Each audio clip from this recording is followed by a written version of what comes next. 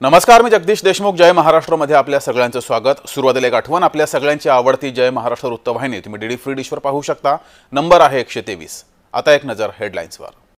बातमी लातूरमधून. लातूरमध्ये 4 जणांच्या टोळक्याकडून महिलेला बेदम मारहाण करण्यात आलेली आहे. लातूरच्या कारसा येथील ही धक्कादायक घटना आहे. घटनेच्या 12 दिवसानंतरही आरोपी अद्यापही फरार आहेत. गातेगाव पोलिसांच्या भूमिकेवर त्यामुळे पुन्हा प्रश्नचिन्ह उपस्थित झालंय. ही दृश्य आपण पाहतोय. सीसीटीव्ही मध्ये मारहाणीची दृश्य कैद झालेली आहेत. महिलेला मारहाण करण्यात आलेली आहे, तरी सुद्धा या सीसीटीव्ही मध्ये दृश्य कैद होऊन सुद्धा हे आरोपी अद्याप फरार आहेत. आरोपींचा शोध अद्यापही पोलिसांना घेता येत नाहीये, त्यामुळे त्यांच्या भूमिकेवर प्रश्नचिन्ह उपस्थित झालंय. व्यंकट नारायण शिंदे, कृष्णा नारायण शिंदे आणि शिवारी नारायण शिंदे यांनी बेदम मला मारहाण केली. त्यांनी माझ्यावर हल्ला केला. कोणी काठीने मारलं, कोणी दगडानं मारलं. आणखीनही मला तुम्ही शेतात आल्यास ठार करतो म्हणून धमकी देत आहेत.